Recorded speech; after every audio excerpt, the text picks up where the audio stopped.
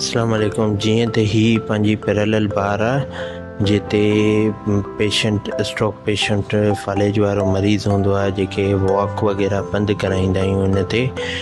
ऐं हीअ treadmill machine आहे, इन ते माना पैरेलल बार खां पहिरीं असां इन ते जेको आहे बाद में असां इन ते वॉक कराईंदा आहियूं ऐं जेको आहे सो उन ते पेशेंट वॉक कंदो आहे, पंधु कंदो आहे। जेको बंदो पेशेंट हली नथो सघे उहो इन ते पंधु कंदो। हीअ हाइड्रोकोलेटल मशीन आहे जेका त हीट प्रोड्यूस कंदी आहे, जेका इंसान जे जिस्म में हीटिंग जे ज़रिए जेको आहे त ब्लड सर्कुलेशन वधंदी आहे, उहो हिन जे थ्रू पेट गरम थी लॻाईंदा आहियूं। हीअ फुल बॉडी वर्कआउट साइकिल आहे जेका त पूरी बॉडी ते वर्क कंदी आहे, बाज़ू ते ऐं जेको आहे पेरनि ते। जेका बंदा जिन हथ पेर ॿई हलणु बंदि थी वेंदा आहिनि उहो हिन जे ज़रिए असां हलाईंदा आहियूं। जदीद मशीनूं आहिनि जिन जे ज़रिए असां हिते फिज़ियोथेरेपी में इलाजु कंदा आहियूं।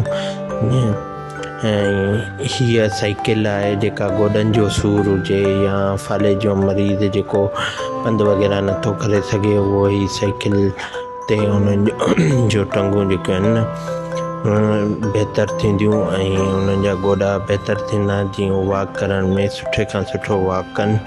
ऐं जेको आहे ही ट्रैक्शन टेबल आहे जेका चेल जो सूरु हूंदो आहे उन जी जेका रीढ़ी हॾी में जेका नस दॿिजी वेंदी आहे उनखे ही शइ हटाईंदी आहे, हीअ मशीन हटाईंदी आहे। जदीद ऐं सुठी मशीन आहे। ऐं हीअ जेको माण्हू फालेज में हूंदो आहे या को माण्हू अपाहिज हूंदो आहे, खट ते वेही हूंदो आहे, उहो हली फिरी कोन सघंदो आहे, पोइ उनखे हिन बेड ते असां बीहारींदा आहियूं। बीहंदो आहे, पोइ हितां खां बीहण खां पोइ वॉक कंदो आहे, पंधु कंदो आहे स्लोली।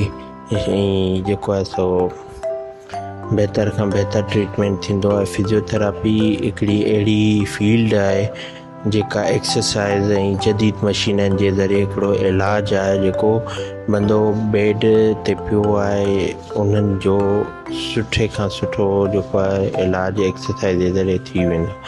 हीअ जेका आहे त बाज़ू जी जेका रेंज घटिजी वेंदी आहे, बाज़ू जी मूवमेंट कोन थींदी आहे, उन जे लाइ हे जदीद मशीनूं यूज़ कयूं वेंदियूं आहिनि। ऐं हीअ पंहिंजो राउंड हिकिड़ो गोल आहे, इहो पंहिंजे कुल्हे खे जेको आहे सो गोल तरीक़े सां एक्सरसाइज़ में हलाईंदो आहे।